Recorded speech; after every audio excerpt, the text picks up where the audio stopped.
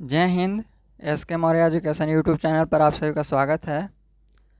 अभी हम time and distance कर रहे हैं। टाइम एंड डिस्टेंस यानी समय और दूरी कर रहे हैं, जो कि आज टाइम एंड डिस्टेंस का 11वां दिन आज करेंगे।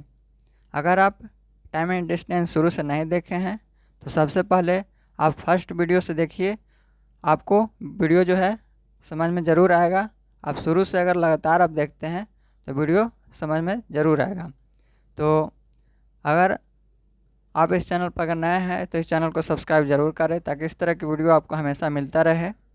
हम जो है मैथ का क्वेश्चन कर रहे हैं, मैथ का जो है चैप्टर कर रहे हैं।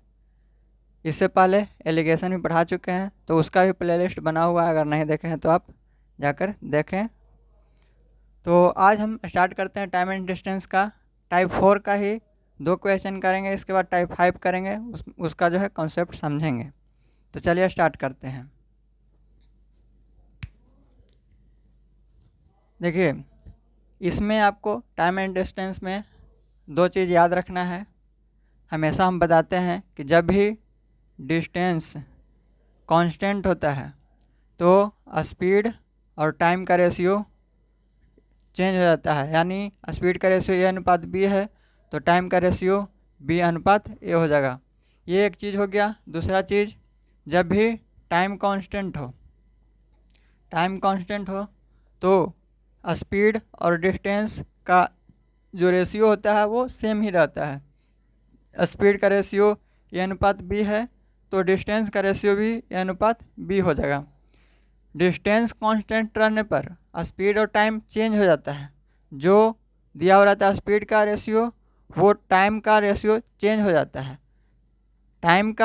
टाइम अगर कांस्टेंट हो तो उसमें स्पीड और डिस्टेंस जो है सेम रहता है। यानी स्पीड या फिर जो है स्पीड दे चाहे फिर उसमें डिस्टेंस दे, अगर टाइम कांस्टेंट है तो जो दिया हुआ रहता है वही उसका हो जाता है। यानी स्पीड का अगर रेशियो A अनुपात B है तो डिस्टेंस का रेशियो भी A अनुपात B ही होगा। तो चलिए अब स्टार्ट करते हैं। इतना आपको इसमें हमेशा याद रखना है, क्योंकि इसका यूज टाइम एंड डिस्टेंस में हमेशा होता है, जिससे आपको बनाने में आसानी होता है। देखिए, क्वेश्चन है 2 लोग P और Q एक ही बिंदु A से B की ओर चलना प्रारंभ करते हैं।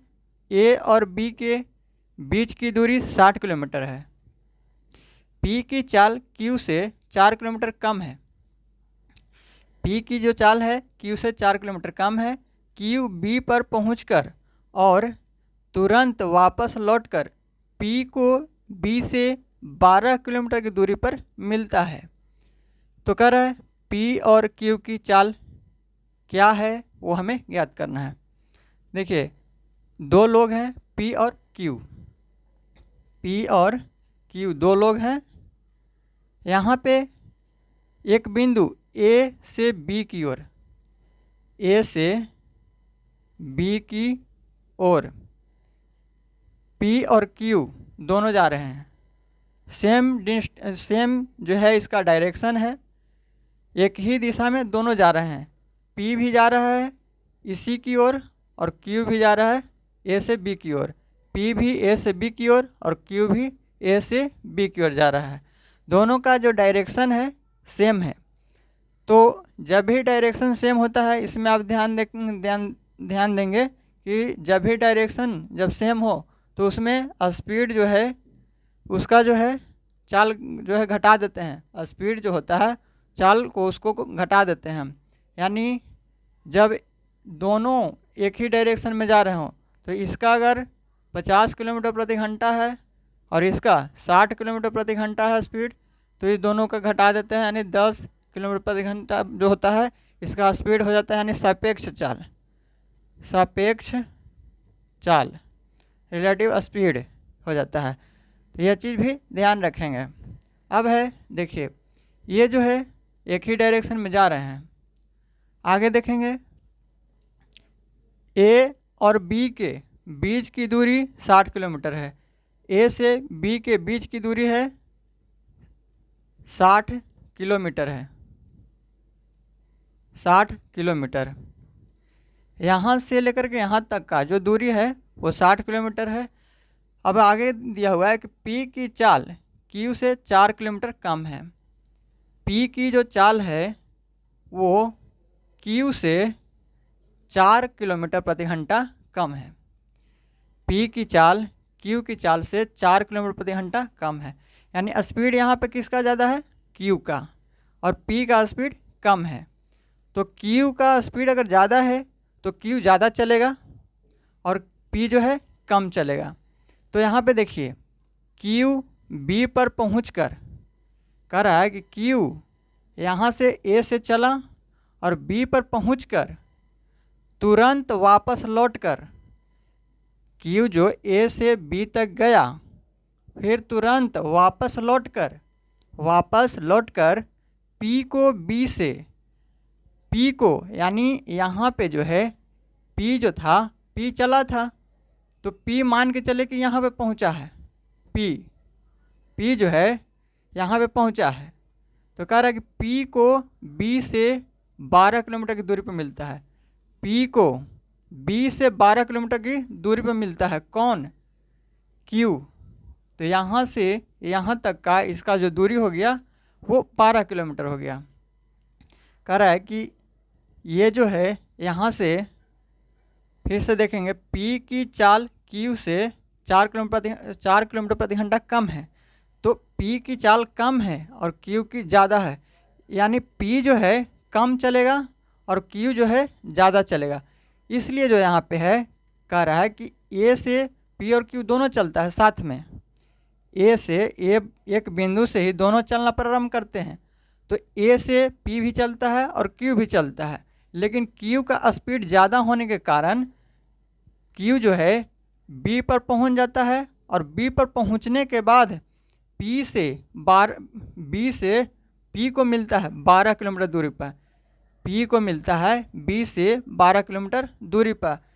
जो पी है, पी का स्पीड कम है तो ये जो है यहाँ से चला भी यहीं पहुँचा है, लेकिन जो क्यू का स्पीड ज़्यादा है इसलिए ये जो है जितना समय में ए से ये जो है पी गया यहाँ तक, उतना ही समय में ए से क्यू जो है यहाँ तो पहुँच ही गया और यहाँ के बाद फिर जो है पी से मिल गया, लौटने के बाद पी से मिल गया।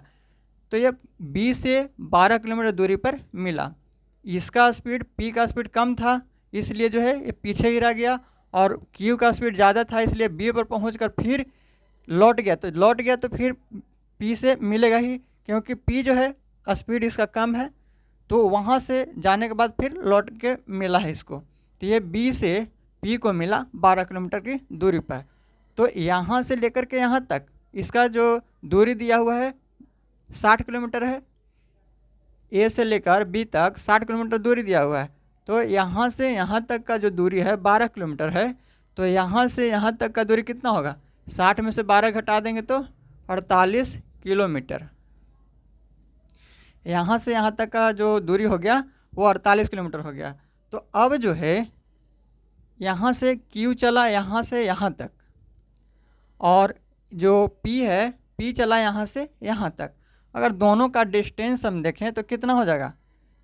पी और क्यू का डिस्टेंस अगर हम देखें तो देखिए पी जो है यहाँ से यहाँ तक गया है तो यहाँ से यहाँ तक 48 किलोमीटर, और क्यू देखिए यहाँ से यहाँ तक गया, क्यू यहाँ से यहाँ तक गया तो 60 किलोमीटर, प्लस में यहाँ से फिर यहाँ तक लौट कर आया तो 12 किलोमीटर और चला। यानी इसका जो है ये पी चला 48 किलोमीटर तो क्यू चला 72 किलोमीटर, क्योंकि इसका जो है क्यू का स्पीड ज़्यादा था इसलिए ज़्यादा चलेगा, और पी का स्पीड कम था तो पी कम चलेगा, इसलिए जो है क्यू ज़्यादा चला है, 72 किलोमीटर चला है, और पी जो है 48 किलोमीटर ही चला है। अब देखिए यहाँ पे जो है देखेंगे कि ए से पी तक जितना समय में पी गया, ए से यहाँ तक मान ली कि सी बिंदु पर मिला है दोनों, तो यहाँ से ए से सी तक जो है जितना समय में पी डिस्टेंस तय करता है। ए से लेकर सी तक पी जो है जितना समय में यहाँ से यहाँ तक दूरी तय करता है, उतना ही समय में ए से लेकर बी तक गया और बी से लेकर फिर सी तक आने में जो है क्यू को समय लगा। जितना समय में जो है पी ए से सी तक जाने में समय लेता है, उतना ही समय में क्यू जो है यहाँ से यहाँ तक जाता है और यहाँ से यहाँ तक फिर चलाता है। यानी जितना समय ये लिया है, यानी जितना समय पी लिया उतना ही समय क्यू भी लिया है एक ही समय में। और ये जो है ज़्यादा क्यों चला? क्योंकि क्यू का स्पीड ज़्यादा था और क्यू पी का स्पीड कम था, इसलिए ये कम चला और ये ज़्यादा चला। तो दोनों का जो है टाइम जो है दोनों उतना ही ले रहा है, टाइम जो है दोनों उतना ही ले रहा है। तो जब भी टाइम कांस्टेंट हो, दोनों का सेम टाइमिंग है, तो स्पीड जो है टाइम जो है कांस्टेंट हो गया। टाइम क्या हो गया? कांस्टेंट हो गया। तो जब भी टाइम कांस्टेंट होता है तो डिस्टेंस और यहाँ पे स्पीड का रेशियो बराबर रहता है। यानी यहाँ पे अगर डिस्टेंस का अगर रेशियो निकालते हैं तो ये काटिए, 24 दूना 48 और 24 तिये 72। डिस्टेंस का रेशियो जो आया 2:3 आया। तो टाइम कांस्टेंट है, इसलिए डिस्टेंस जितना है उतना ही जो है यहाँ पे स्पीड भी हो जाएगा। स्पीड का रेशियो भी 2:3 हो जाएगा। तो ये आप ध्यान देंगे कि यहाँ पे आपको समझना पड़ेगा, दिया हुआ नहीं रहेगा आपको क्लियर जो है, यहाँ पे आपको नहीं दिखेगा कि टाइम कांस्टेंट है, इसलिए आपको समझना पड़ेगा कि जो है ए से लेकर सी तक जितना समय में पी गया उतना ही समय में जो है क्यू जो है वो ए से लेकर बी तक गया और बी से फिर लेकर के यहाँ तक आ गया, उतना ही समय में जितना समय में पी जा रहा है। तो टाइम दोनों का सेम है, इसलिए टाइम कांस्टेंट हो गया। तो ये जो है डिस्टेंस जो तय करेगा उतना ही इसका स्पीड हो जाएगा। यानी डिस्टेंस 2:3 है तो स्पीड का रेशियो भी 2:3 ही होगा। अब देखिए यहाँ पे पी की चाल क्यू से 4 किलोमीटर कम है। यहाँ पे हम स्पीड निकाल चुके हैं, तो पी की चाल क्यू से 4 किलोमीटर कम है। यहाँ पे देखेंगे स्पीड कि ये पी का स्पीड और ये क्यू का स्पीड, तो पी का ज़्यादा है पी का कम है और क्यू का ज़्यादा है। तो यहाँ पे कह रहा है कि पी क्यू से 4 किलोमीटर प्रति घंटा कम है। यहाँ पे देखेंगे कि पी क्यू से कितना कम है, यहाँ पे तो 4 कम है पी क्यू से, लेकिन यहाँ पे पी कितना कम है? तो 1 कम है। तो 1 बराबर है कितना के? 4 के। यहाँ से 4 कम है जबकि यहाँ से 1 कम है, यानी 1 बराबर है 4 के। तो 1 बराबर है 4 के, इसलिए 2 कितना के बराबर हो जाएगा? 4 दूना 8 के, और 3 हो जाएगा 4 तिये 12 के। यानी पी का जो स्पीड आया 8 किलोमीटर प्रति घंटा और क्यू का जो स्पीड आया वो 12 किलोमीटर प्रति घंटा। ये आपका आंसर हो जाएगा। तो ये था आपका, ये थोड़ा इसमें आपको समझना है। आप वीडियो को 1-2 बार ज़रूर देखेंगे ताकि जो है आपको समझ में आ जाए। तो ये जो है यहाँ पे आप समझ गए होंगे कि यहाँ से यहाँ तक जो है क्यू का स्पीड था ज़्यादा, इसलिए जो है क्यू जो है बी पर गया और बी पर से फिर सी पर आकर के फिर पी का स्पीड कम था, इसलिए जो है इसको यहीं पे मिल गया।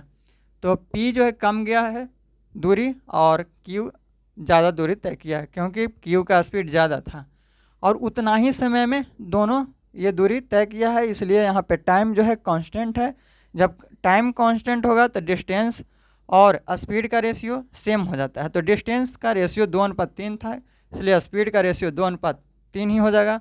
तो यहाँ से पी जो है क्यू से 4 किलोमीटर कम था, यहाँ से स्पीड देखेंगे तो पी जो है क्यू से एक जो है कम है, इसलिए 1 बराबर है 4 के, तो 2 बराबर हो जाएगा 8 के और 3 बराबर हो जाएगा 12 के। यानी पी का चाल 8 किलोमीटर प्रति घंटा, क्यू का चाल 12 किलोमीटर प्रति घंटा।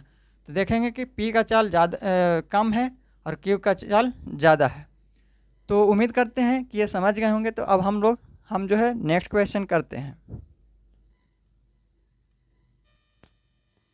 देखिए नेक्स्ट क्वेश्चन है, एक कार दिल्ली से आगरा के लिए 90 किलोमीटर प्रति घंटा की चाल से चलती है तथा दूसरी कार आगरा से दिल्ली के लिए 80 किलोमीटर प्रति घंटा की चाल से चलती है। यदि जिस समय दोनों कार आपस में मिलती है उस समय पहली कार दूसरी कार से 180 किलोमीटर अधिक चल चुकी है, तो दिल्ली से आगरा की दूरी कितनी है हमें ज्ञात करना है। देखिए एक कार दिल्ली से आगरा के लिए 90 किलोमीटर प्रति घंटा की चाल से चलती है।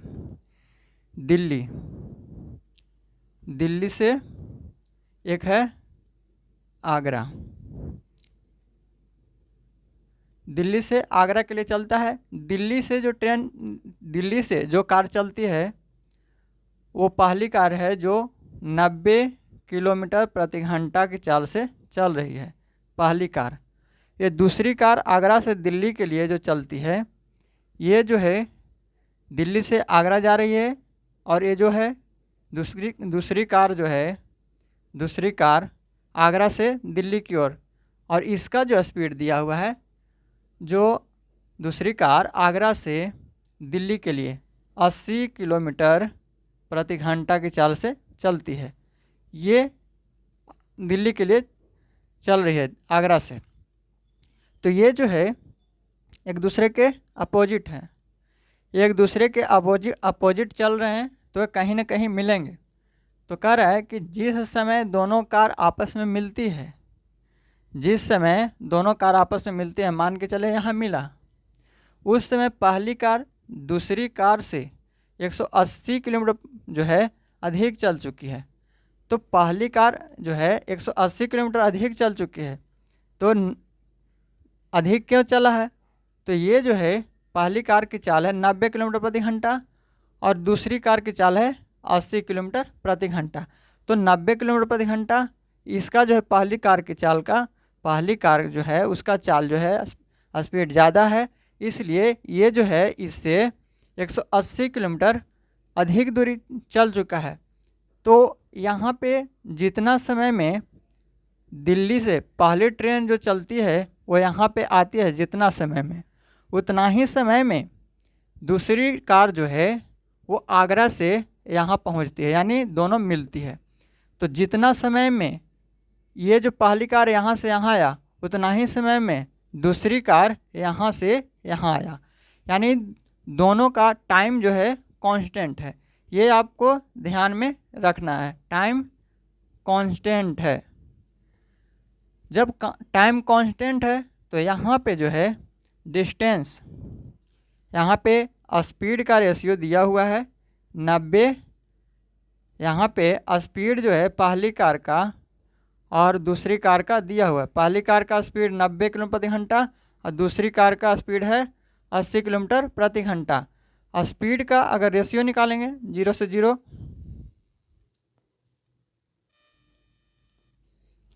क्षमा चाहेंगे थोड़ा देर के लिए लाइट चली गई थी जिसके कारण अंधेरा हो गया था। तो हम कह रहे थे कि यहाँ पे जो है स्पीड का जो रेशियो है ये 0 से 0 कट गया, तो ये 9:8 आ गया, ये स्पीड का रेशियो आ गया। तो देखिए जब भी टाइम कांस्टेंट होता है तो स्पीड जब दिया हुआ है तो यहाँ पे डिस्टेंस का रेशियो भी 9:8 हो जाएगा। तो स्पीड का रेशियो 9:8 है, तो यहाँ पे डिस्टेंस का रेशियो भी 9:8 हो जाएगा। तो यहाँ पे जो है कह रहा है कि दूसरी कार जो है दूसरी कार से 180 किलोमीटर अधिक चल चुकी है। तो यहाँ पे देखेंगे कि यहाँ पे डिस्टेंस जो है 9:8 है, ये पहली कार का है, वे दूसरी कार का है जो है डिस्टेंस। तो यहाँ पर भी डिस्टेंस दिया हुआ है, तो यहाँ पे पहली कार दूसरी कार से 180 किलोमीटर अधिक चल चुकी है। तो यहाँ पे देखेंगे कि पहली कार दूसरी कार से कितना ज़्यादा है। यहाँ पे पहली कार दूसरी कार से कितना ज़्यादा है, तो 1 ज़्यादा है, जबकि यहाँ से 180 ज़्यादा है, यानी एक बराबर है 180 किलोमीटर के। तो यहाँ पर जो है अब बोल रहा है कि यहाँ से दिल्ली से आगरा की दूरी क्या है। तो देखिए यहाँ से यहाँ तक का जो है वो 9 दिया हुआ है और यहाँ से यहाँ तक का 8 है दूरी। तो यहाँ से अगर दोनों को हम ऐड कर देते हैं, दूरी दोनों को ऐड कर देते हैं, 9 8 17 ऐड कर देते हैं, तो टोटल दूरी हो गया यहाँ पे 17, जो कि रियल मान नहीं है, जबकि एक का मान 180 दिया हुआ है। तो टोटल दूरी 17 है, हमें टोटल दूरी ही ज्ञात करना है आगरा से दिल्ली का। तो यहाँ से टोटल दूरी 9 8 17 और यहाँ एक का मान 180, तो एक का मान 180, इसलिए 17 का मान 180 में 17 से गुना कर देंगे। तो ये आएगा आपका आगरा से दिल्ली से आगरा का जो दूरी आएगा 36, यहाँ पे गुना करेंगे तो 30 और 60 किलोमीटर आ जाएगा। ये आपका दूरी निकल कर के आया। तो यहाँ पे जो है ये दिल्ली से आगरा का जो दूरी है वो 360 किलोमीटर हो जाएगा। यहाँ से अलग अलग भी निकाल सकते हैं, 180 में 9 से गुना करेंगे और 180 में 8 से गुना करेंगे, जितना आएगा दोनों को ऐड कर देंगे तो टोटल दूरी आ जाएगा। तो यहाँ पे टोटल दोनों दूरी ही है, तो दोनों को ऐड कर दिए, टोटल दूरी हमें निकालना था, इससे गुना कर दिए। तो ये आपका आंसर हो गया 3660 किलोमीटर। तो ऑप्शन नंबर ए आपका राइट आंसर हो जाएगा 3660 किलोमीटर। तो उम्मीद करते हैं कि ये समझ गए होंगे। तो अब नेक्स्ट क्वेश्चन देखते हैं।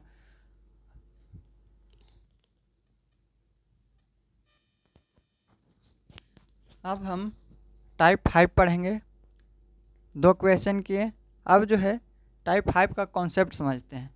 देखिए टाइप 5 में क्या होता है, टाइप 5 में जब भी दो व्यक्ति एक ही समय पर एक ही दिशा में चलता है तो उस तरह के जो है इसमें सवाल हम करेंगे। जैसे कि चोर और सिपाही का जो सवाल होता है, जैसे चोर जो है चोरी किया और चोरी करने के बाद जो है चोर भागना स्टार्ट किया, तो चोर जिस दिशा में भागेगा उसके बाद जो है उसका पीछा सिपाही करने वाला है, यानी पुलिस जो है सिपाही उसका पीछा फिर करेगा। तो चोर भाग रहा है, उसी के दिशा में सिपाही भी भाग रहा है। तो इसका कॉन्सेप्ट आज समझेंगे। तो देखिए 2 स्थान ए और बी है। यहाँ से राम चला और यहाँ से श्याम चला। देखिए दोनों एक ही दिशा में जा रहा है, ये जो है इधर ही जा रहा है, राम और श्याम भी इधर ही जा रहा है। डायरेक्शन दोनों का सेम है, एक ही दिशा में दोनों जा रहा है।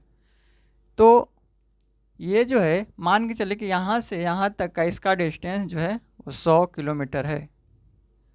इसका स्पीड 80 किलोमीटर प्रति घंटा है और इसका स्पीड 60 किलोमीटर प्रति घंटा है। इसका स्पीड ज़्यादा है राम का और श्याम का स्पीड कम है। तो राम का स्पीड ज़्यादा है और श्याम का स्पीड कम है, तो 80 किलोमीटर प्रति घंटा की चाल से ये जब चल रहा है, अब ये 60 किलोमीटर प्रति घंटा की चाल से चल रहा है, तो इसका स्पीड ज़्यादा होने के कारण ये कभी न कभी श्याम को पकड़ लेगा, क्योंकि इसका स्पीड कम है, इसका स्पीड ज़्यादा है। तो ज़्यादा स्पीड में जब आप चलेंगे और कोई व्यक्ति जो है आपसे कम स्पीड में चल रहा है तो आप उसको पकड़ लेंगे। वही जो है यहाँ पे स्पीड इसका ज़्यादा है और इसका कम है, तो ये राम जो है श्याम को कहीं ना कहीं आगे चलकर इसको पकड़ लेगा। तो देखिए राम चल रहा है 80 किलोमीटर प्रति घंटा की चाल से, यानी 1 घंटा में 80 किलोमीटर चलता है, और श्याम जो है 60 किलोमीटर प्रति घंटा की गति से चल रहा है, यानी 1 घंटा में श्याम चलता है 60 किलोमीटर। ये 1 घंटा में 80 चलता है और ये 1 घंटा में 60 चलता है। तो जब भी डायरेक्शन सेम हो तो इसमें जो है रिलेटिव स्पीड जो होता है वो घट जाता है। सापेक्ष चाल घट जाता है। ये 80 है और ये 60 है, तो तो 80 माइनस 60, ये 20 किलोमीटर प्रति घंटा इसका स्पीड हो जाएगा। तो देखिए यहाँ पे जो है ये 80 से जा रहा है, ये 60 से जा रहा है, तो राम 1 घंटा में 80 किलोमीटर चलेगा। 1 घंटा में ये 80 किलोमीटर चलेगा। 1 घंटा में यहाँ से यहाँ तक का जो दूरी है वो 100 किलोमीटर है। तो ये राम जो है 1 घंटा में मान के चले कि दोनों जो है एक समय पर चलना स्टार्ट करता है। 7 बजे ये भी चला और 7 बजे ये भी चला। तो 7 बजे जब चला तो ये 1 घंटा में राम 80 किलोमीटर चला।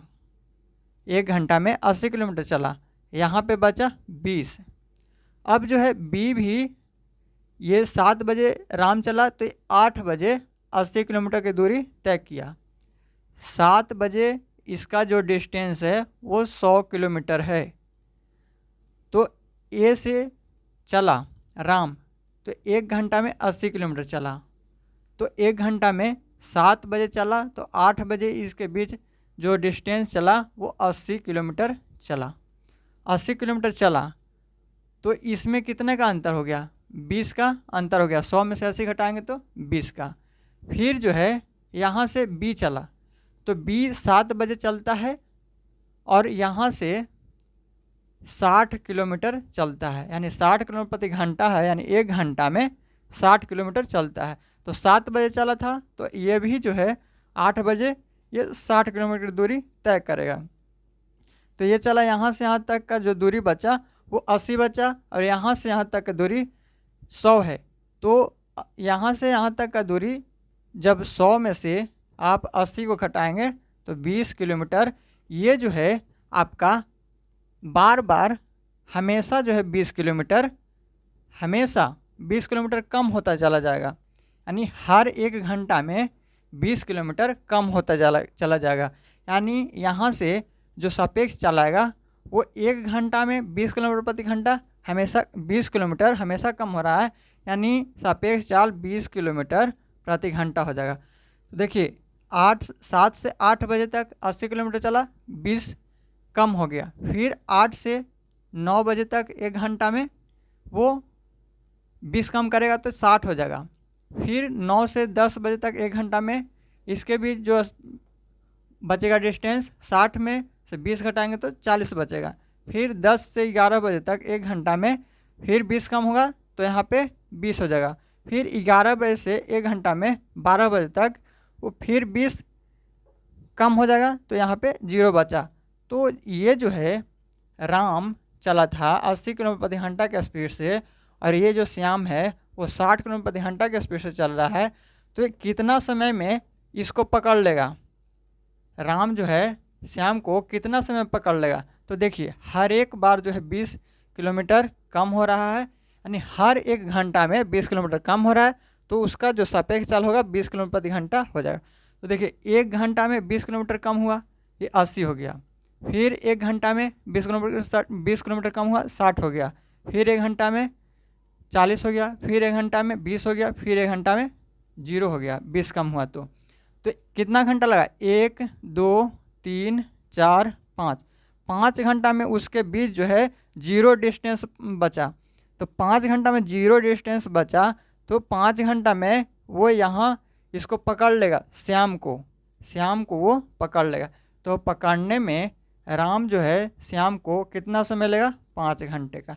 तो यही कॉन्सेप्ट पर जो है क्वेश्चन करेंगे चोर और सिपाही का। यहाँ आपको समय जो है एक समय दिया हुआ है, जबकि उसमें जो दिया हुआ रहेगा कि चोर जो है चोरी किया और 3 बजे चोरी करके वो इतना के स्पीड से भाग रहा है। उसके बाद 3 घंटे या 4 घंटे बाद सिपाही को पता चलता है तो उसका पीछा इतना के स्पीड से करता है। तो इस तरह के सवाल आज करने वाले हैं। तो चलिए स्टार्ट करते हैं, क्वेश्चन लिखते हैं। इसमें एक चीज़ ध्यान देंगे कि जब भी आपको इस तरह से हो तो आपको इतना नहीं करके, जब भी हमेशा अगर इस तरह का क्वेश्चन दे, डायरेक्शन अगर सेम हो तो उसको जो है सापेक्ष चाल निकालने के लिए डायरेक्शन सेम रहने पर जो स्पीड यहाँ पे दिया हुआ है और जो इस स्पीड यहाँ पे है ये दोनों को घटा देते हैं, यानी 80 में से 60 को घटा देंगे, ये आपको आ जाएगा रिलेटिव स्पीड। 20 किलोमीटर प्रति घंटा। ये आपको शुरू में ही बता दिए हैं। तो जब भी डायरेक्शन सेम हो तो इतना नहीं करके, केवल समझाने के लिए हम इतना बताए थे, इतना नहीं करके आपको स्पीड जो है दोनों को घटा देना है। तो ये आपका हो जाएगा। तो अब क्वेश्चन करते हैं इस पर।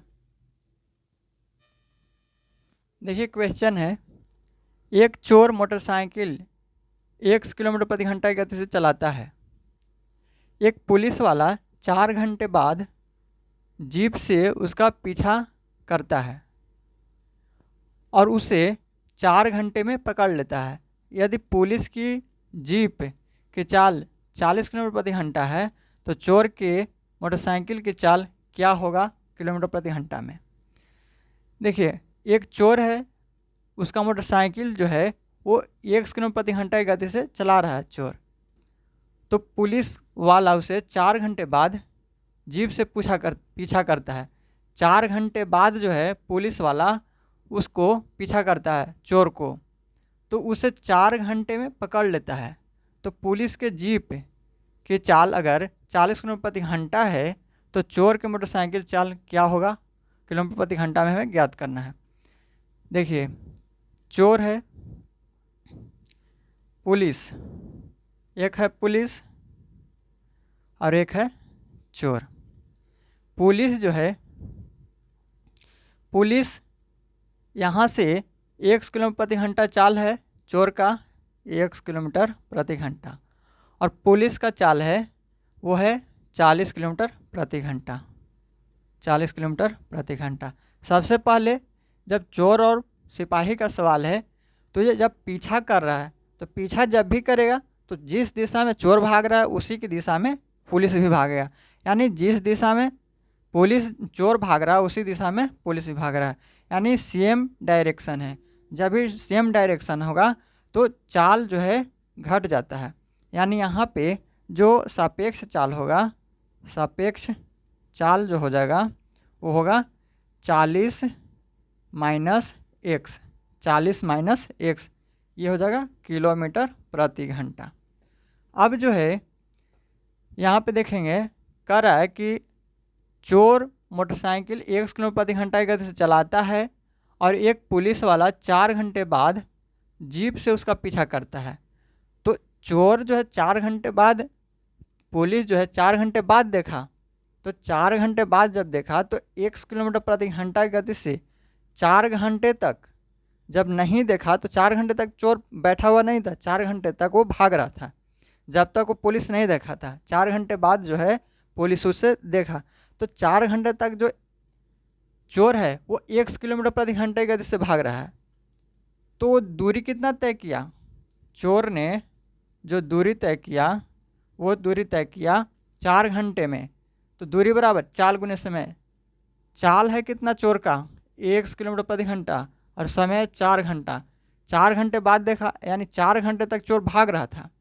तो 4 घंटा में 1 किलोमीटर प्रति घंटा की गति से कितना दूरी तय करेगा, 4x किलोमीटर, ये दूरी तय किया।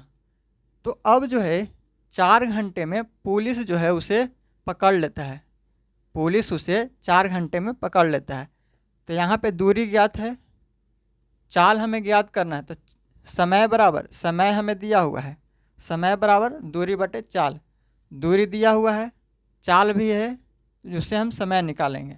तो समय भी यहाँ पे देखिए 4 घंटे में पकड़ ले रहा है, यानी समय भी दिया हुआ है। तो समय बराबर दूरी बटे चाल, समय है 3 घंटा, दूरी है 4x और चाल है सापेक्ष चाल हम निकाल चुके हैं। चाल यहाँ पे सापेक्ष चाल 40 माइनस एक्स, 40 माइनस एक्स हो जाएगा। सॉल्व करेंगे इसको, यहाँ आ जाएगा, सॉरी यहाँ पे 4 घंटे का समय दिया हुआ है, यहाँ पे 4 घंटे में पकड़ लेता है पुलिस। तो पुलिस का जो समय है यहाँ पे समय बराबर दिया हुआ है 4 घंटा। अब यहाँ पे ये 40, 4 into 40 minus x, 4 into 40 minus x हो जाएगा और बराबर में बचेगा केवल 4x, 4x बचेगा। अब जो है ये 4 से 4 कट जाएगा, इधर बचा 40 बराबर ये माइनस में x है, उधर जाएगा तो 2x, यानी x का मान 20 किलोमीटर। ये जो है चाल है यहाँ पे x किलोमीटर प्रति घंटा, तो x का मान जो आया वो चाल आ गया 20 किलोमीटर प्रति घंटा। पूछ रहा है चोर के मोटरसाइकिल की गति क्या है। तो चोर के मोटरसाइकिल की गति x का मान हम जब निकाल चुके हैं तो कितने चाल से जा रहा है, 20 किलोमीटर प्रति घंटा की गति से जा रहा है।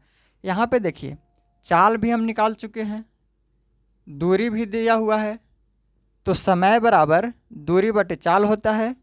तो समय देखिए 4 घंटा में पुलिस उसे पकड़ ले रहा है, तो समय 4 घंटा। दूरी जो चला ये चोर 4x चला, 4x किलोमीटर जो जितना दूरी चला है उसको ही पकड़ेगा पुलिस 4 घंटे में। तो 4 घंटे में समय बराबर दूरी बटे चाल, चाल है सापेक्ष चाल, दोनों घट जाता है जब सेम डायरेक्शन में है, तो 40 माइनस x, तो 40 माइनस x, इसको सॉल्व करेंगे तो x बराबर 20 किलोमीटर प्रति घंटा। यानी यहाँ पे चोर का जो चाल था वो 20 किलोमीटर प्रति घंटा था।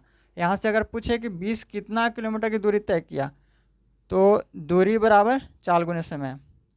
तो जब 20 आ गया है इसका चाल, तो दूरी बराबर चाल गुने समय, तो चाल है और समय है 4 घंटा, 4 घंटे का समय लग रहा था, तो 20 चौके 80 किलोमीटर, 80 किलोमीटर की दूरी तय किया।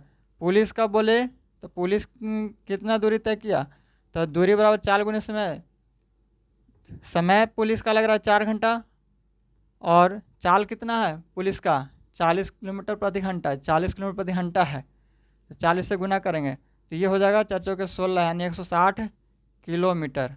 तो यहाँ से जो है आप पुलिस का दूरी भी याद करेंगे कि पुलिस कितना दूरी तय किया, और यहाँ से आप निकालेंगे कि चोर ने कितना दूरी तय किया, तो 80 किलोमीटर।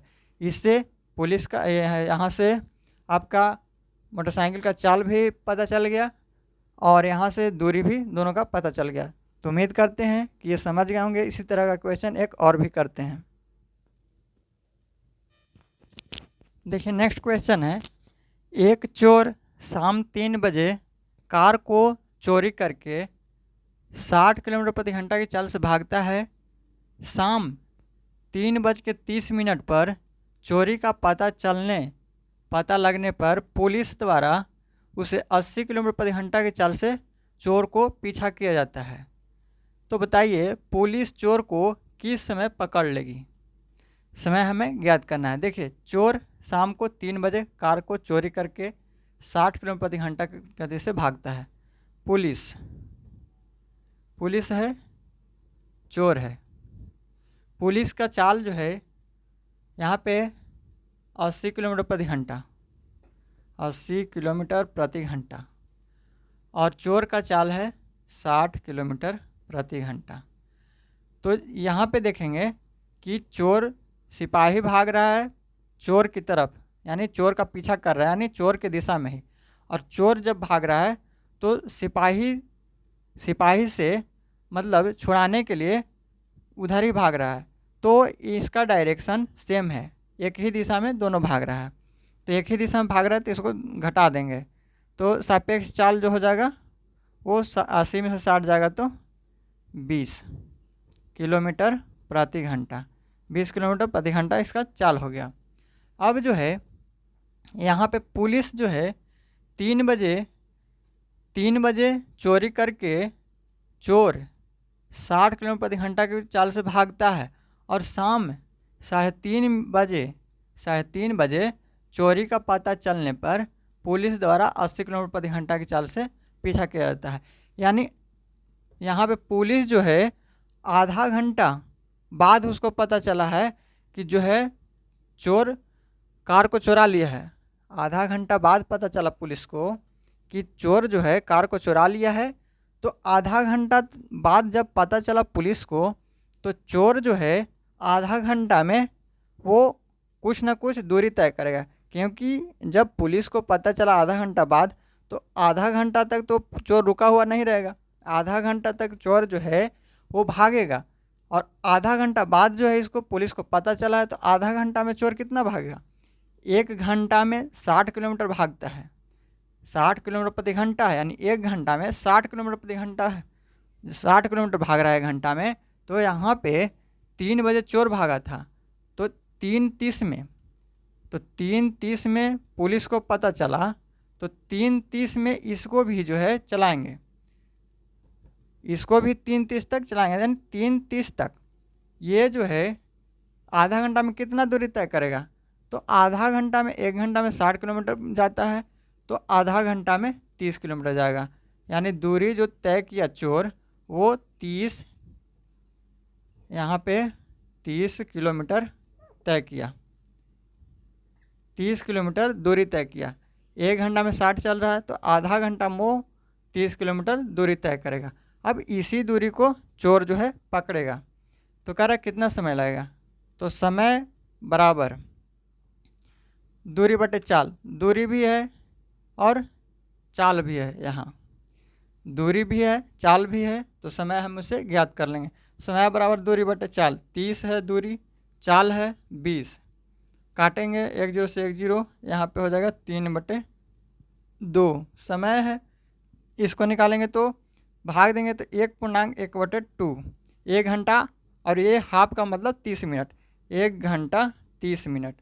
अब जो है 3:30 बजे ये जो है पता चला इसको, तो 3:30 बजे पता चला, तो 3:30 बजे से चोर जो है वो कितना समय पकड़ेगा उसको, इतना दूरी को। 3:30 बजे पता चला चोर को, तो 3:30 बजे से भाग रहा है, तो 3:30 बजे से चोर को पकड़ने में उसको कितना समय लगा, 1.5 घंटा लगा। तो 3:30 बजे के बाद जो है उसको मैं 3:30 में आपको जोड़ देना है 1 घंटा 30 मिनट, 3:30 में 1 घंटा 30 मिनट, यानी 3:30 बजे के बाद उसको 1.5 घंटा और लगा। तो कितना बजे पकड़ा हो, तो 3 में 1 जोड़ेंगे तो 4, और ये 3:30 है, इसमें आधा घंटा जोड़ेंगे तो 4 पहले ही बज गया, और 1 घंटा और, यानी 5 बजे। तो पुलिस जो है कितना बजे पकड़ेगा उसको, 5 बजे पकड़ लेगा उसको। 5 PM शाम का है समय, तो 5 PM, यहाँ पे ऑप्शन नंबर ए आपका राइट आंसर हो जाएगा। 5 PM में 5 बजे उसको पकड़ लेगा। 1.5 घंटा का मतलब है कि 3:30 में से चलना प्रारंभ किया था, चोर को पकड़ना प्रारंभ किया था 3:30 में, और 1.5 घंटा पकड़ने में लगा उसको, तो 3:30 में आप 1.5 घंटा जोड़ेंगे तो 5 आ जाएगा, यानी 5 PM में वो पकड़ लेगा शाम को। तो उम्मीद करते हैं कि ये समझ गए होंगे। ऐसा क्वेश्चन अगर आता है तो आप कर लेंगे, उम्मीद करते हैं। तो अगर आपको वीडियो अच्छा लगता है तो वीडियो को लाइक शेयर एंड सब्सक्राइब जरूर करें, दोस्तों के पास वीडियो को शेयर जरूर करें, ताकि उन लोग को भी इसका फ़ायदा मिल सके। तो अब जो है नेक्स्ट वीडियो मिलेंगे इसी तरह के वीडियो के साथ। थैंक यू, जय हिंद।